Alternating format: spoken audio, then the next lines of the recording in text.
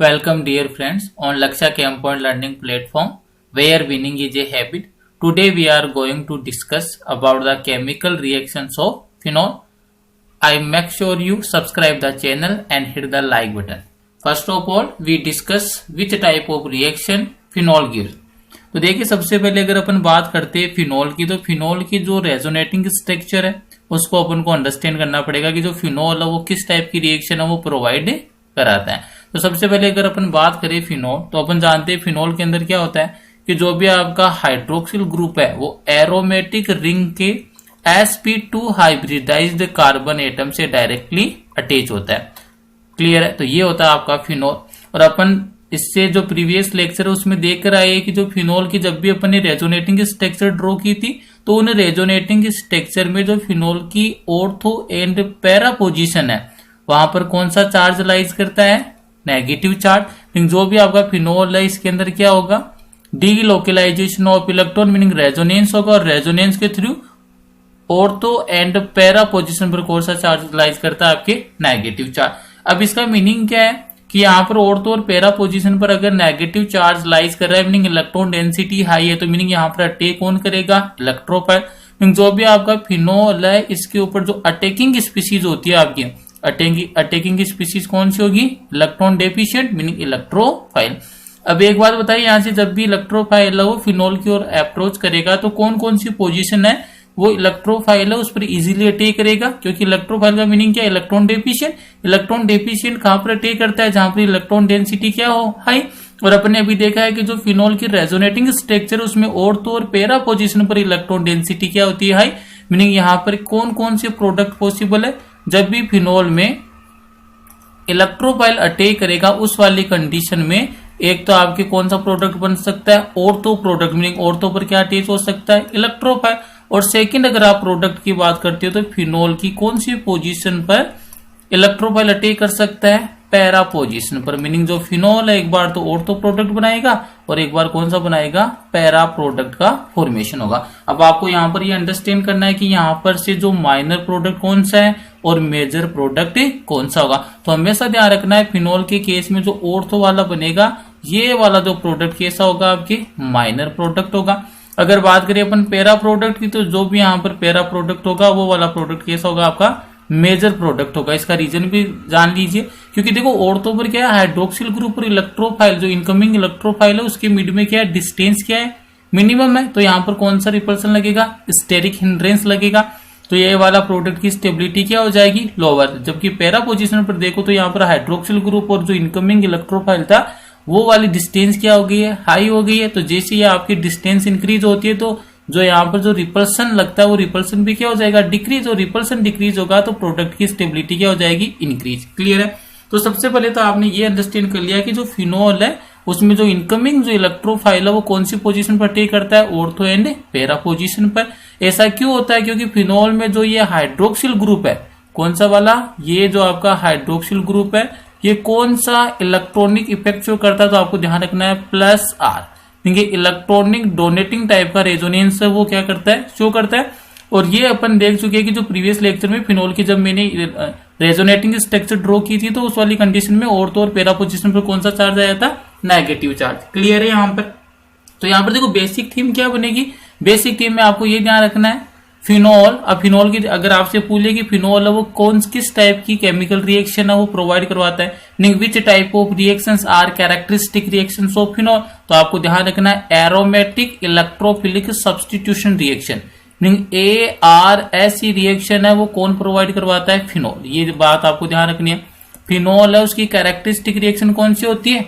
ARSE का meaning क्या हो गया? Aromatic electrophilic substitution reaction. Clear है? प्रोडक्ट कौन कौन से बनेंगे? ऑर्थो प्रोडक्ट बनेगा और पैरा प्रोडक्ट बनेगा। मेजर कौन सा होगा? पैरा वाला। क्यों? क्योंकि इनके बीच में स्टेरिक हिंड्रेंस क्या होगी? मिनिमम। तो प्रोडक्ट की स्टेबिलिटी क्या होगी? मैक्सिमम होगी। क्लियर है? तो ये तो हो गया फिनॉल क्या है उसकी केमिकल रिएक्शन का बेसिक। अब देखो यहाँ पर आपको कुछ पता रखना है कि जो रिएजेंट है उनसे कौन कौन से टाइप के इलेक्ट्रोफाइल का जनरेशन होता है। तो आज की क्लास में अपन जो डिस्कस करेंगे nitration of phenol and halogenation of phenol. पहले अपन देखते हैं नाइट्रेशन ऑफ फिनॉल। क्लियर है? तो नाइट्रेशन ऑफ फिनॉल को अपन इजीली अंडरस्टैंड करते हैं किस टाइप से नाइट्रेशन है वो यहाँ पर अटैच होगा।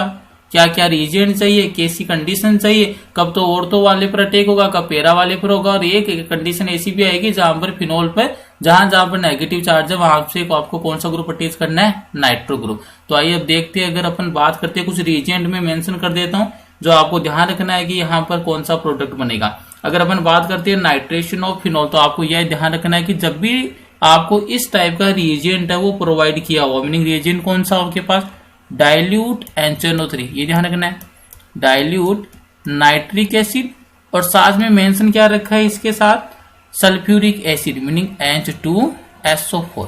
अगर ये वाला रिएजेंट आ जाता है तो आपको ऑलवेज माइंड के अंदर सेट करके रखना है कि यहाँ पर जो इलेक्ट्रोफाइल का जनरेशन होगा वो इलेक्ट्रोफाइल कौन सा होगा, नाइट्रोनियम ग्रुप होगा, मीनिंग NO2 पॉजिटिव का फॉर्मेशन होगा। और NO2 पॉजिटिव यहाँ पर क्या है, इलेक्ट्रॉन डेफिशिएंट है, ये वाला क्या होगा आपके इलेक्ट्रोफाइल होगा। अगर ये वाला रिएजेंट आता है डाइल्यूट NaCO3 प्लस H2SO4, तो यहाँ पर आपके प्रिपरेशन किसका होगा, नाइट्रोनियम मीनिंग NO2 पॉजिटिव का क्या हो जाएगा, फॉर्मेशन हो जाएगा। क्लियर है। अगर अब यहाँ पर अगर बात आती है, अब देखो यहाँ पर आपको ये पता चल गया ये जो नाइट्रोनियम ग्रुप है एक बार तो कौन सा प्रोडक्ट बना देगा, या तो ऑर्थो बनाएगा, यहाँ पर लिख रहा हूं मैं, ओ का मीनिंग क्या है, ऑर्थो प्रोडक्ट, और ऑर्थो के साथ साथ कौन सा प्रोडक्ट बनाएगा, पैरा प्रोडक्ट बनेगा।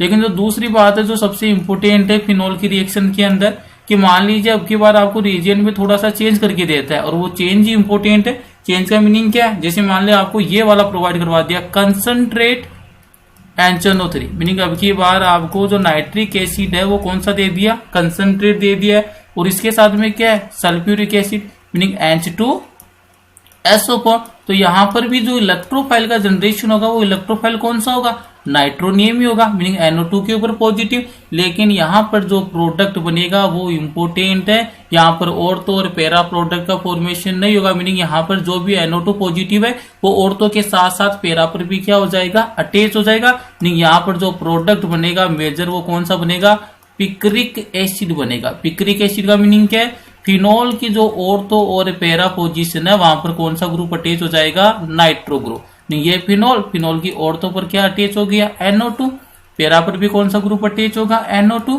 और इस साइड से आपकी ऑर्थो पर भी कौन सा अटैच हो जाएगा, आपके NO2।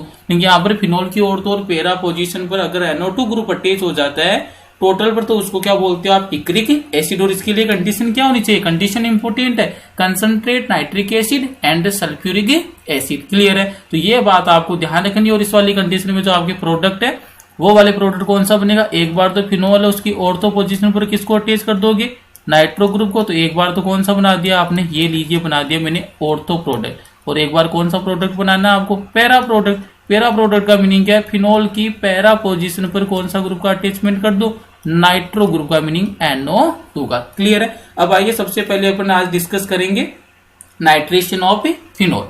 क्लियर है। यहाँ तो बस रिएजेंट का खेल है, यही से क्वेश्चन बनता है आपके आरबीसी और सीबीएसई एग्जाम में, काफी टाइम यहाँ से क्वेश्चन पूछे गए हैं आपके। बस रिएजेंट का ध्यान रखना है कि डाइल्यूट NaCO3 एंड H2SO4 तो उस वाली कंडीशन में या तो ऑर्थो प्रोडक्ट के साथ पैरा प्रोडक्ट बनाना है, और मेजर कौन सा होगा, पैरा वाला क्या होता है, मेजर होता है, क्योंकि यहाँ पर स्टेरिक हिंड्रेंस क्या होता है, मिनिमम होता है। अगर आपके पास रिएजेंट इस टाइप का प्रोवाइड करवा दे कि concentrate NaCO3 and sulphuric acid, तो उस वाली कंडीशन में इलेक्ट्रोफाइल तो कौन सा बनेगा, नाइट्रोनियम ही बनेगा, NO2 पॉजिटिव। लेकिन यहाँ पर ऑर्थो और पैरा प्रोडक्ट नहीं बनेगा, क्योंकि जो नाइट्रोनियम है वो फिनोल की ऑर्थो और पैरा पोजीशन पर टोटल पर क्या हो जाता है, अटैच हो जाता है। और ये तो आपको पता होगा कि जो ऑर्थो और पैरा पोजीशन बोलते किसको, प्रीवियस लेक्चर के अंदर मैंने आपको अंडरस्टैंड करवा रखा। अगर फिर भी नहीं पता तो मैं बता देता हूँ। यहाँ पर मेन फंक्शनल ग्रुप कौन सा है, फिनोल, मीनिंग इस वाले की नंबरिंग कितनी आ जाएगी, 1 2 पोजीशन को क्या बोलते हो, ऑर्थो, मीनिंग ये वाली होगी ऑर्थो। 1 3 पोजीशन को क्या बोलते हैं, मेटा, और 1 4 पोजीशन को क्या बोलते हैं, पैरा। क्लियर है। अगर यहाँ पर देखो तो देखो नंबरिंग ये 1 नंबर, ये वाला 2, मीनिंग ये कौन सा प्रोडक्ट है, ऑर्थो प्रोडक्ट। इसी टाइप से अगर नाइट्रोनियम की बात की तो 1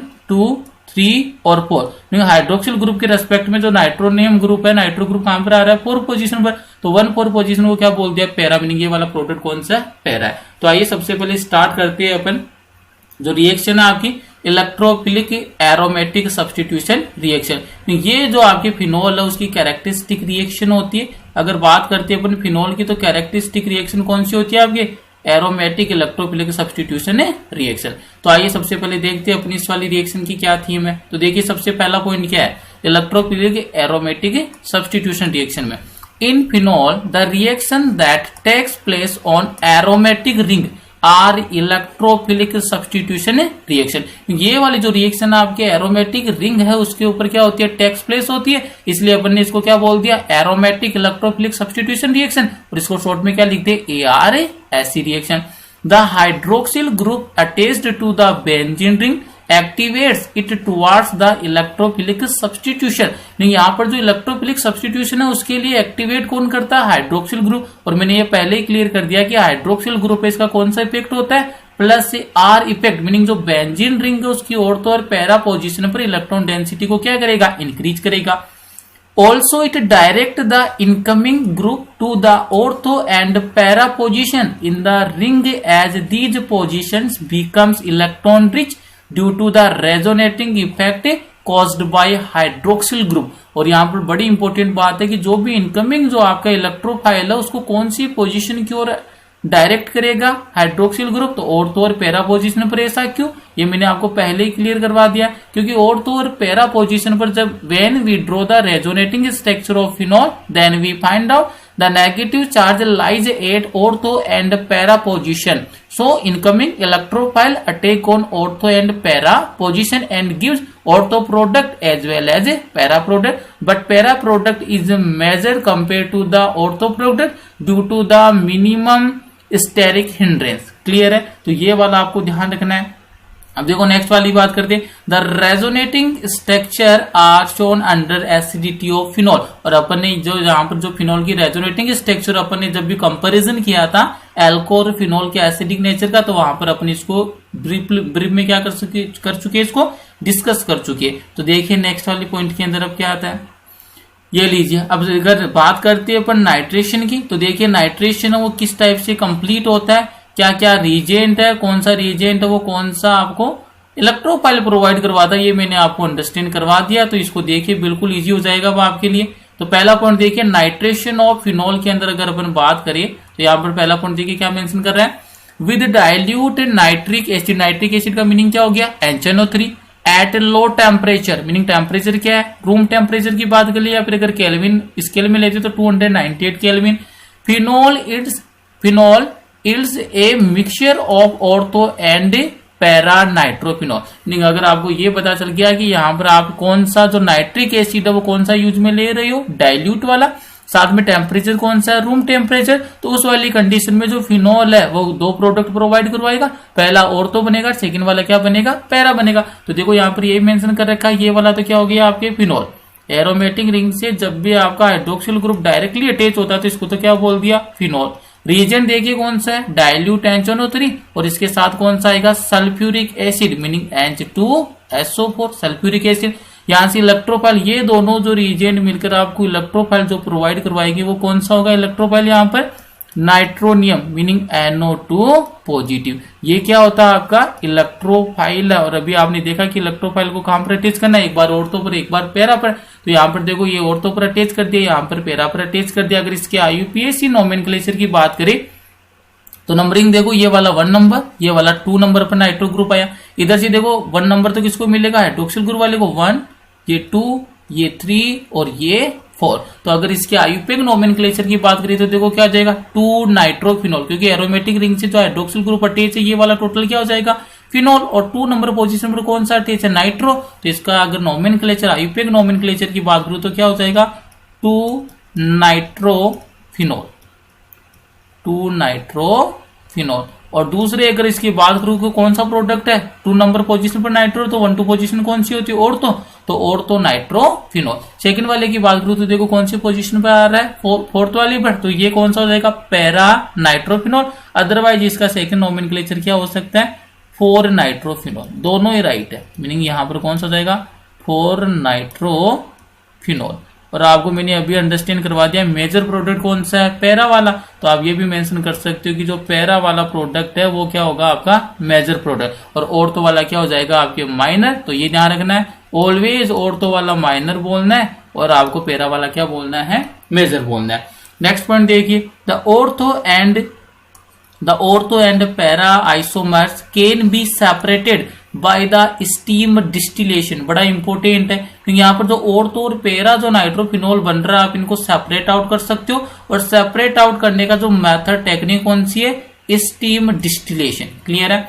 ortho nitrophenol is steam volatile due to intramolecular hydrogen bonding, while para-nitrophenol is less volatile due to intermolecular hydrogen bonding which causes the association of molecule। बड़ी important बात बोल रहा है यहां से, क्या है कि जो भी आपके पास ऑर्थो नाइट्रोफिनॉल और पैरा नाइट्रोफिनॉल का फॉर्मेशन हुआ है, अगर आपको क्या करना है, इन दोनों को सेपरेट आउट करना है। क्या करना है, इन दोनों को सेपरेट आउट करना है। तो आप इजीली क्या कर सकते हो, उनको सेपरेट आउट कर सकते हो। और सेपरेट आउट करने का मैकेनिज्म कौन सा रहेगा, टेक्निक स्टीम डिस्टिलेशन। अब इंपॉर्टेंट थिंग आती है कि आपने इसको सेपरेट आउट करने के लिए जो मेथड यूज लिया वो कौन सा होगा, स्टीम डिस्टिलेशन। और इसका बेस क्या होता है वो अभी अपन डिस्कस करते हैं। तो देखिए यहाँ पर अगर बेस की बात करते हैं तो एक बार इसको अंडरस्टैंड कर लीजिए, फिर आगे मैं आपको बताता हूँ किस टाइप से इंटरमोलिकुलर हाइड्रोजन बॉन्डिंग और इंट्रामोलिकुलर हाइड्रोजन बॉन्डिंग होती है, वो किस टाइप से अफेक्ट करती है। तो देखिए अब इस वाले के अंदर दो प्रोडक्ट बन गई है अपन के पास नाइट्रेशन ऑफ फिनॉल के अंदर। पहला वाला तो कौन सा हो गया आपके पास, ऑर्थो नाइट्रोफिनॉल, और सेकंड वाला कौन सा हो गया, पैरा नाइट्रोफिनॉल। अब यहाँ पर एक बात देखिए, ये वाला कौन सा है, ऑर्थो नाइट्रोफिनॉल। ऑर्थो नाइट्रोफिनॉल में कौन सी हाइड्रोजन बॉन्डिंग होती है, इंट्रामोलिकुलर। बड़ी इंपॉर्टेंट है। इंट्रामोलिकुलर का मीनिंग क्या है, with in the molecule, meaning इसी मॉलिक्यूल के अंदर हो रही है, तो इसको क्या बोलूंगा मैं, इंट्रामोलिकुलर। क्यों, क्योंकि यहाँ पर देखो डिस्टेंस क्या है, मिनिमम। और आपको इजीली पता होना चाहिए हाइड्रोजन बॉन्डिंग के लिए जो क्राइटेरिया है वो क्या होना चाहिए, टू मोर इलेक्ट्रोनेगेटिव एलिमेंट के मिड में क्या आना चाहिए, हाइड्रोजन एटम। और हाइड्रोजन एटम जब भी टू मोर इलेक्ट्रोनेगेटिव एलिमेंट के मिड में लाइज करेगा तो उस कंडीशन में एक एक्स्ट्रा बॉन्ड का फॉर्मेशन करेगा, उसको अपन क्या बोलते हैं, हाइड्रोजन बॉन्ड। तो यहाँ पर देखो ऑर्थो नाइट्रोफिनॉल की बात करूं तो ऑर्थो पर कौन सा आ गया, नाइट्रो ग्रुप। क्लियर है। तो यहाँ पर देखो ये ऑक्सीजन और ये हाइड्रोक्सिल ग्रुप का ऑक्सीजन, मिड में कौन आ गया, हाइड्रोजन। तो कौन से बॉन्ड का फॉर्मेशन कर लिया, एक्स्ट्रा बॉन्ड। और ये जो एक्स्ट्रा बॉन्ड का फॉर्मेशन हो रहा है ये वाला कौन सा है, इंट्रामोलिकुलर हाइड्रोजन बॉन्डिंग। ये बड़ा इंपॉर्टेंट है, विद इन द मोलिक्यूल है तो इसको आप क्या बोलोगे, इंट्रामोलिकुलर हाइड्रोजन बॉन्डिंग। ये ध्यान रखना आपको, इंट्रामोलिकुलर हाइड्रोजन बॉन्डिंग का फॉर्मेशन हो जाएगा। क्लियर है। तो यहाँ पर देखो ये ऑर्थो के अंदर तो इंट्रामोलिकुलर है। सेकंड बात करते हैं अपन, ये वाला कौन सा है, पैरा नाइट्रोफिनॉल। तो देखो पैरा नाइट्रोफिनॉल में क्या इंट्रामोलिकुलर हाइड्रोजन बॉन्डिंग हो सकती है क्या, नहीं होगी। क्यों, क्योंकि यहाँ पर जो नाइट्रो ग्रुप और जो हाइड्रोक्सिल ग्रुप है वो एक दूसरे के क्या जस्ट ऑपोजिट, मीन जब ये पास होती है ऑर्थो पोजीशन पर होता है तब तो किसके चांसेस थे, इंट्रामोलिकुलर। लेकिन इस वाली कंडीशन में कौन सा बॉन्ड फॉर्मेशन होगा, इंटरमोलिकुलर। मीनिंग आपको टू मॉलिक्यूल किसके लेने, पैरा नाइट्रोफिनॉल के। तो यहाँ पर देखो अगर यहाँ पर bonding hydrogen bonding two molecule के मिड में हो रही है तब तो कौन सा बोल दूंगा इसको, इंटरमोलिकुलर हाइड्रोजन बॉन्डिंग। अगर विद इन द मॉलिक्यूल हो रही है तो इसको क्या बोल दूंगा, इंट्रामोलिकुलर हाइड्रोजन बॉन्डिंग। तो ये आपके पास क्लियर हो गया कि जो हाइड्रोजन बॉन्डिंग है आपके पास ऑर्थो नाइट्रोफिनॉल और पैरा नाइट्रोफिनॉल दोनों में हाइड्रोजन बॉन्डिंग है। ऑर्थो वाले में कौन सी होती है, इंट्रामोलिकुलर हाइड्रोजन बॉन्डिंग। क्यों, क्योंकि यहाँ पर हाइड्रोक्सिल ग्रुप और नाइट्रो ग्रुप इनके बीच में डिस्टेंस क्या है, मिनिमम है। और डिस्टेंस मिनिमम होने के कारण यहाँ पर कौन सा होता है, intramolecular, meaning within the molecular hydrogen bonding takes place, then it is known as intramolecular hydrogen bonding. Clear है। लेकिन यहाँ पर जब पैरा की बात करती है तो यहाँ पर हाइड्रोक्सिल ग्रुप और नाइट्रो ग्रुप है वो जस्ट ऑपोजिट है, नहीं यहाँ पर with in the molecular hydrogen bonding possible नहीं है। तो उस वाली कंडीशन में आपको टू मॉलिक्यूल की रिक्वायरमेंट होगी मिनिमम। तो यहाँ पर क्या हो जाएगी, यहाँ पर जो हाइड्रोक्सिल ग्रुप और नाइट्रो के बीच में देखो यहाँ पर कौन सा बॉन्ड का फॉर्मेशन हो रहा है, एक्स्ट्रा बॉन्ड का फॉर्मेशन। क्यों, क्योंकि ये जो हाइड्रोजन है वो मोर इलेक्ट्रोनेगेटिव एलिमेंट ऑक्सीजन के मिड में क्या कर रहा है, लाइज कर रहा है। तो हाइड्रोजन ने क्या किया, एक्स्ट्रा बॉन्ड का फॉर्मेशन किया, और इसी एक्स्ट्रा बॉन्ड के फॉर्मेशन को क्या बोलते हो, हाइड्रोजन बॉन्डिंग। और यहाँ पर टू मॉलिक्यूल के मिड के अंदर यहाँ पर हाइड्रोजन बॉन्डिंग टेक्स प्लेस है, तो इसको क्या बोलते हैं, इंटरमोलिकुलर हाइड्रोजन बॉन्डिंग। क्लियर है। अब देखो नेक्स्ट वाला पॉइंट देखिए, विद कंसंट्रेटेड नाइट्रिक एसिड। अगर मान लीजिए आपने अब की बात जो नाइट्रिक एसिड लिया है वो कौन सा ले लिया, कंसंट्रेट ले लिया है, then phenol is converted to 2,4,6 trinitrophenol. तो उस वाली कंडीशन में जो भी फिनॉल की जितनी भी ऑर्थो एंड पैरा पोजीशन है वहां पर इनकमिंग इलेक्ट्रोफाइल कौन सा अटैच हो जाएगा, nitro group. The product is commonly known as picric acid. बड़ा इंपॉर्टेंट है, डायरेक्ट पूछ लेता है। पिक्रिक एसिड का फॉर्मेशन होता है कब, जब आप कंसंट्रेट नाइट्रिक एसिड का यूज करते हो। The yield of the reaction product is poor, meaning यहाँ पर जो भी यील्ड आती है प्रोडक्ट की वो क्या होती है, पुअर, मीनिंग गुड अमाउंट के अंदर ऑब्टेन नहीं होता है, लेकिन प्रोडक्ट क्या बनता है, पिक्रिक एसिड। तो ये ध्यान रखना है जब भी आपके पास फिनोल हो और फिनोल की रिएक्शन किसके साथ हो, concentrate nitric acid meaning concentrate NaCO3 plus यहाँ पर क्या लेना पड़ेगा आपको, सल्फ्यूरिक एसिड H2SO4। क्लियर। तो इस वाली कंडीशन में भी कौन सा इलेक्ट्रोफाइल जनरेट होगा, NO2 पॉजिटिव, लेकिन इसकी जो स्पेसिफिक जो कैरेक्टर क्या होगा यहाँ पर, अगर ये वाला रिएजेंट लेते हो concentrate nitric acid and sulphuric acid then nitro group attached at ortho and para position and gives picric acid as a major product. तो यहाँ पर देखो 1-2 पोजीशन ये वाली भी है, 1-2 पोजीशन ये वाली भी है, जितनी भी फिनोल के पास 1-2 पोजीशन है और 1-4 पोजीशन है, ऑर्थो और पैरा पोजीशन है, वहां पर कौन से ग्रुप को अटैच करना है, नाइट्रो ग्रुप को। देखो यहाँ पर ऑर्थो पर ये नाइट्रो ग्रुप आ गया, पैरा पर भी नाइट्रो आ गया और इस साइड से इस वाली ऑर्थो पर भी क्या आ गया, नाइट्रो आ गया। यहाँ पर नाइट्रो क्यों नहीं आया, क्योंकि यहाँ पर जब अपने रेजोनेटिंग स्ट्रक्चर ड्रॉ की थी तो उस वाली कंडीशन में मेटा पोजीशन पर है, उस पर किसी भी टाइप का चार्ज डेंसिटी नहीं आता है, मीनिंग यहाँ पर नेगेटिव चार्ज नहीं आता है। इनकमिंग जो नाइट्रो ग्रुप है या तो ऑर्थो पर अटैच होगा, ऑर्थो के साथ साथ पैरा पर अटैच हो जाएगा, कब, जब रिएजेंट कौन सा यूज करोगे, concentrate nitric acid and sulphuric acid. Clear है। तो यहाँ पर देखो अगर इसका नोमेनक्लेचर की बात करें तो 1, 2, 3, 4, 5 एंड 6 कौन कौन सी पोजीशन है जहां पर सब्स्टिट्यूएंट ग्रुप अटैच है, 2, 4 एंड 6। तो क्या हो जाएगा 2, 4, 6 ट्राई नाइट्रोफिनोल, और इसी को आप क्या बोलते हो, पिक्रिक एसिड। ये बड़ा इंपॉर्टेंट है, ये ध्यान रखना है। कभी कभार आरबीसी और सीबीएसई एग्जाम में डायरेक्ट पूछ देता है, write down the chemical equation two prepare the picric acid. तो उस वाली कंडीशन में आपको ये रिएक्शन आनी है, रिएक्शन आनी चाहिए कि फिनोल का क्या करवाते हो, नाइट्रेशन करवाते हो, किसकी प्रेजेंस में, इन the presence of concentrate nitric acid and sulphuric acid, phenol converted in picric acid. Clear है। तो ये वाला आपको आना चाहिए। अब देखो यहाँ पर एक नाइट्रेशन है उससे रिलेटेड एक इंपॉर्टेंट थिंग है, उसको अंडरस्टैंड करते हैं कि आप जो स्टीम जो डिस्टिलेशन है उसे किस टाइप से डिफ्रेंशिएट कर लेते हो, किसको, ऑर्थो एंड पैरा नाइट्रोफिनोल को। तो आपको हमेशा ये ध्यान रखना, अगर आप बात करते हो बॉइलिंग पॉइंट की, ये ध्यान रखना है, अगर आप बात किसकी कर रही हो, बॉइलिंग पॉइंट की बात कर रही हो, तो वहां पर हमेशा ध्यान रखना है, अगर बॉइलिंग पॉइंट की जब भी आप बात करते हो तो वहां पर ये ध्यान रखना कि अगर हाइड्रोजन बॉन्डिंग हो रही है तो वो बॉइलिंग पॉइंट को क्या करती है, अफेक्ट करती है। और उस वाली कंडीशन में हमेशा ध्यान रखना आपको जो इंटर मोलिकुलर वाली, ये इंपॉर्टेंट है, कौन सी हाइड्रोजन बॉन्डिंग है, इंटर मोलिकुलर हाइड्रोजन बॉन्डिंग, ये ध्यान रखना है। इंटर मोलिकुलर जो आपके हाइड्रोजन बॉन्डिंग है ये वाली क्या होती है, डोमिनेट करती है किसके ऊपर, इंट्रा मोलिकुलर हाइड्रोजन बॉन्डिंग पर, इंट्रा मोलिकुलर हाइड्रोजन बॉन्डिंग पर। तो अभी आपने देखा क्या कि यहाँ पर देखो मैं बात किसकी कर रहा हूँ, बॉइलिंग पॉइंट की। तो बॉइलिंग पॉइंट वो किसका ग्रेटर होगा, इंटर मोलिकुलर हाइड्रोजन बॉन्डिंग का है, वो कहां पर किससे ग्रेटर देन होगा, इंट्रा मोलिकुलर हाइड्रोजन बॉन्डिंग से। और इसका रीजन क्या आ जाएगा कि जहां पर भी इंटर मोलिकुलर हाइड्रोजन बॉन्डिंग होगी वहां पर क्या होगा, आपके मोलिक्यूल का एसोसिएशन हो जाएगा। लेकिन यहां पर क्या होता है, मोलिकुलर एसोसिएशन, ये ध्यान रखना है, मोलिकुलर एसोसिएशन टेक्स प्लेस। ये आपको ध्यान रखना है कि जहां पर भी इंटर मोलिकुलर हाइड्रोजन बॉन्डिंग होती है वहां पर मोलिक्यूल्स का क्या हो जाता है, एसोसिएशन। और जहां पर भी मोलिकुलर एसोसिएशन टेक्स प्लेस होता है वहां का उसका बॉइलिंग पॉइंट क्या हो जाता है, हाई हो जाता है। मीनिंग यहाँ पर बॉइलिंग पॉइंट क्या हो जाएगा, हाई बॉइलिंग पॉइंट। और जहां पर भी हाई बॉइलिंग पॉइंट हो जाएगा मीनिंग उसको टेम्परेचर आपको मैक्सिमम प्रोवाइड करवाना पड़ेगा। मीनिंग ये कैसा वोलेटाइल कैसा हो जाएगा, लो वोलेटाइल। मीनिंग कैसा हो जाएगा, लो वोलेटाइल।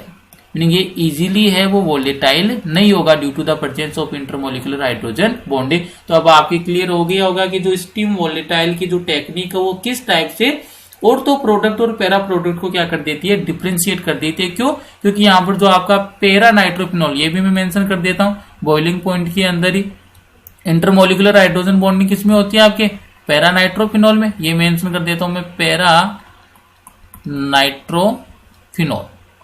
Para nitrophenol. इसका बॉइलिंग पॉइंट वो किससे ग्रेटर देन होता है, आपके ऑर्थो नाइट्रोफिनॉल से, ऑर्थो नाइट्रोफिनॉल।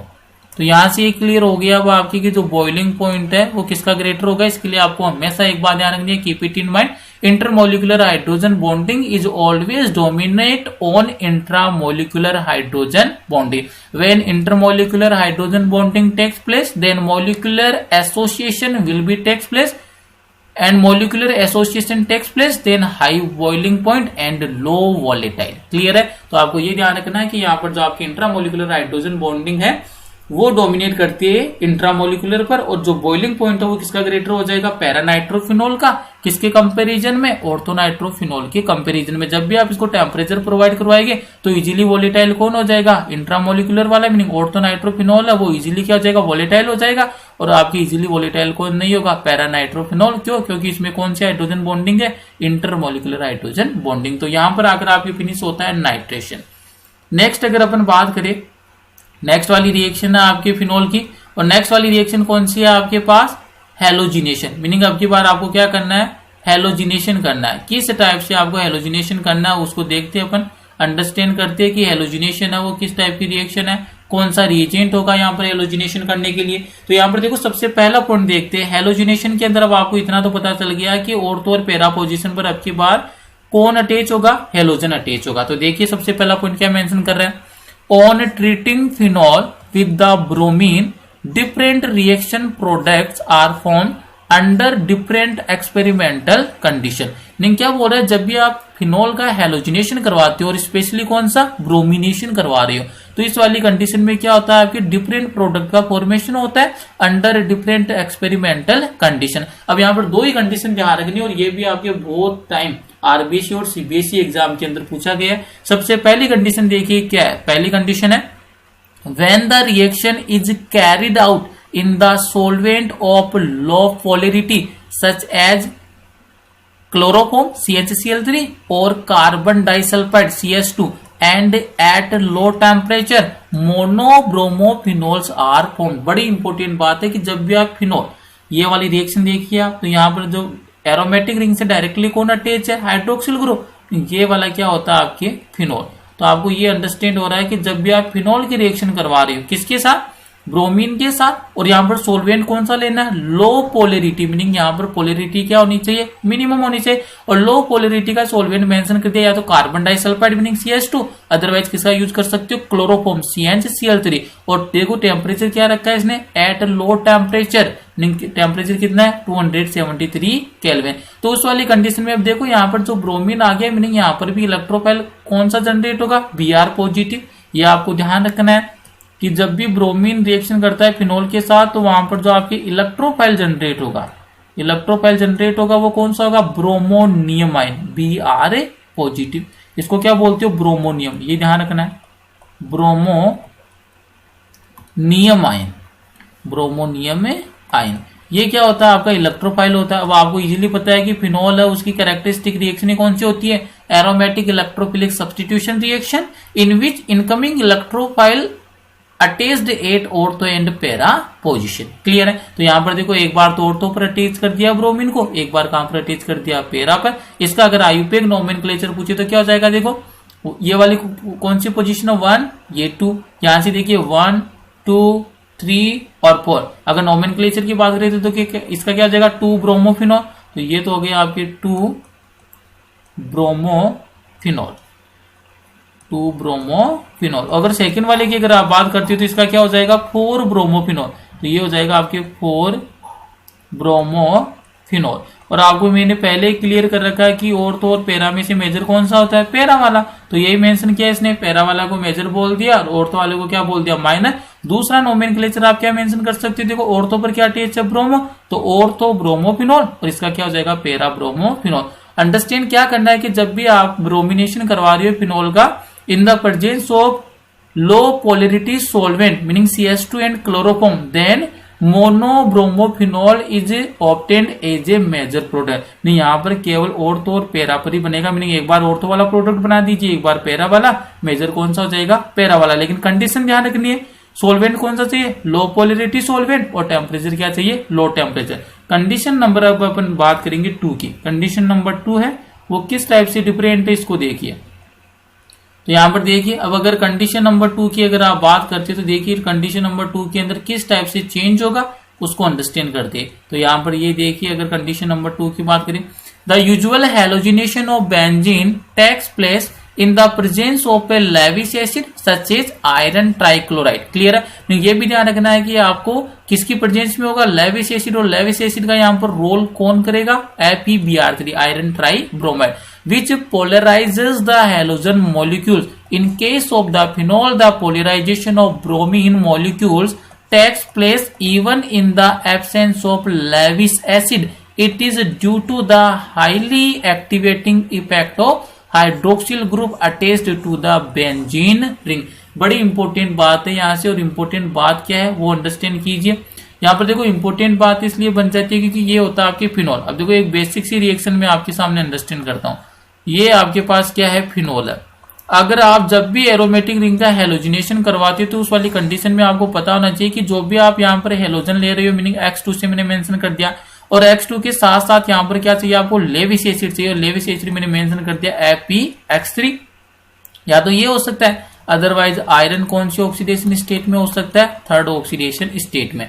तो इसी वाली कंडीशन के अंदर क्या बनेगा, जो भी आपका एरोमेटिक रिंग है उसकी एक बार तो ऑर्थो पोजीशन पर क्या लगा देती हो आप, हेलोजन। जैसे ये फिनोल है तो एक बार तो ऑर्थो वाला बना दिया हेलोजन वाला प्रोडक्ट, और एक बार आपने हेलोजन को कौन से पोजीशन पर अटैच कर दिया, पैरा पर, तो यहाँ पर ये क्या हो गया, पैरा वाला बन गया। तो यहाँ पर एक इंपॉर्टेंट बात ये मेंशन करा है कि फिनोल के केस में आपको लेविस एसिड है, इसको लेने की रिक्वायरमेंट नहीं है, meaning absence of Lewis acid भी क्या हो सकता है, हेलोजिनेशन। और इसका जो रीजन दिया वो रीजन क्या है, क्योंकि फिनोल के पास ऐसा क्या है, फिनोल के अंदर ये जो benzene ring meaning aromatic ring से जो हाइड्रोक्सिल ग्रुप अटैच है, इसका कौन सा इलेक्ट्रॉनिक इफेक्ट होता है, plus R, meaning plus R resonance show करता है। और अभी अपन देख के आए स्टार्टिंग में प्लस आर से क्या होगा, जो फिनोल की और तो और जो पैरा पोजीशन है वहां पर क्या आ जाती है, इलेक्ट्रॉन डेंसिटी मैक्सिमम हो जाती है। क्लियर है। तो यहाँ पर आप एब्सेंस मीनिंग जो विदाउट जो लेविस एसिड है इसकी एब्सेंस में भी क्या करवा सकते हो, इजीली जो फिनोल है उसका क्या हो जाएगा, हेलोजिनेशन हो जाएगा।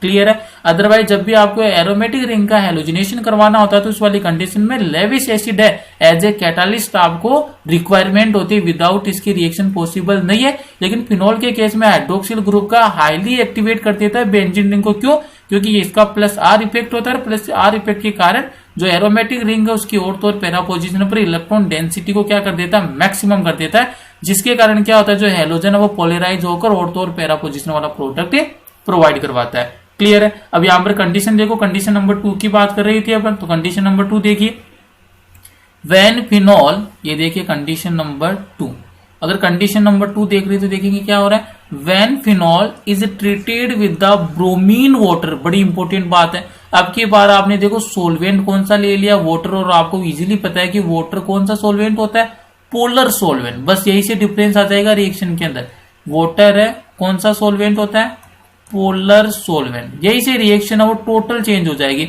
जब भी आप क्या करिए, when phenol is treated with the bromine water then 2,4,6 tribromophenol is formed as white precipitate. यहां पर देखो पूरी रिएक्शन चेंज हो जाती है जब ये क्या होगा, फिनॉल एरोमेटिक रिंग से हाइड्रोक्सिल ग्रुप अटैच है तो वो तो क्या हो गया, फिनॉल हो गया, और ये ब्रोमीन, और साथ में ये ध्यान रखना अगर यहाँ पर प्रेजेंस किसकी आ जाए, वाटर मॉलिक्यूल के, उस वाली कंडीशन में क्या करना है, फिनॉल की जितनी भी और तो और पैरा पोजीशन है सब पर क्या अटैच कर दो, हेलोजन, हेलोजन का मीनिंग ब्रोमीन। तो ये देखो फिनॉल एक और तो ये रही, एक और तो पोजीशन ये रही, और एक पैरा पोजीशन ये रही, और तो और पैरा पोजीशन पर क्या अटैच कर दिया, ब्रोमीन अटैच कर दिया। नंबरिंग देखिए, ये 1 नंबर, ये 2, ये 3, ये 4, ये 5 और ये 6। क्लियर है। तो अगर इसका आईयूपीएक नोमेनक्लेचर देखेंगे तो देखो सब्स्टिट्यूएंट ग्रुप कहां अटैच है, 2 नंबर पर, 4 नंबर पर, देन 6 नंबर पर। तो देखो नोमेनक्लेचर क्या हो गया, 2, 4, 6, कितने ब्रोमीन है, 3, तो क्या बोल दिया मैंने, ट्राई ब्रोमो। और एरोमेटिक रिंग से फिनॉल अटैच होता है, इसको क्या बोलते हो, फिनॉल। तो यहाँ पर क्या हो गया, 2, 4, 6 try bromo phenol. Important thing यही है कि जब आप पोलर सोल्वेंट का यूज करोगे तब तो क्या बनेगा, 2, 4, 6 ट्राइब्रोमोफिनॉल का फॉर्मेशन हो जाएगा। अदरवाइज आपने किसका यूज किया है, अगर आपने यूज किया है किसका, लो पोलरिटी वाले सोल्वेंट। क्लियर है। कौन सा सोल्वेंट का यूज किया, अगर मान लीजिए आपने लो पोलरिटी सोल्वेंट का यूज किया है तो उस वाली कंडीशन के अंदर देखो क्या बनेगा, या तो ऑर्थोफिनॉल बनेगा और ऑर्थोफिनॉल के साथ साथ क्या बनेगा, पैराफिनॉल, और मेजर कौन सा होगा, पैरा वाला। कंडीशन क्या है, ब्रोमीन के साथ क्या चाहिए आपको, लो पोलरिटी वाला सॉल्वेंट चाहिए और टेम्परेचर क्या चाहिए, लो चाहिए। अगर आपने ब्रोमीन के साथ कौन सा सॉल्वेंट ले लिया है, पोलर सॉल्वेंट मीनिंग H2O, उस वाली कंडीशन में कौन सा प्रोडक्ट बनेगा, 2,4,6 ट्राइब्रोमोफिनॉल। क्लियर है। तो आज का लेक्चर यहीं पर फिनिश करते हैं। नेक्स्ट वाली लेक्चर के अंदर अपन जो भी इसकी रिमेनिंग रिएक्शन है, जैसे सल्फोनेशन है, क्लियर है, रिडक्शन ऑफ फिनॉल है, ऑक्सीडेशन ऑफ फिनॉल है, उसको डिस्कस करेंगे। अगर वीडियो अच्छा लगा है, वीडियो में कुछ सीखने को मिला है, तो वीडियो को लाइक कीजिए, कमेंट कीजिए, अपने फ्रेंड्स और क्लासमेट के साथ ज्यादा से ज्यादा चैनल को शेयर कीजिए और चैनल को सब्सक्राइब करना ना भूलें। और बेल आइकन का जो आइकन है, बेल आइकन को जरूर आप प्रेस कर दीजिए, जिससे जैसे नया वीडियो अपलोड होगा आपके पास उसका नोटिफिकेशन आ जाएगा। Thank you.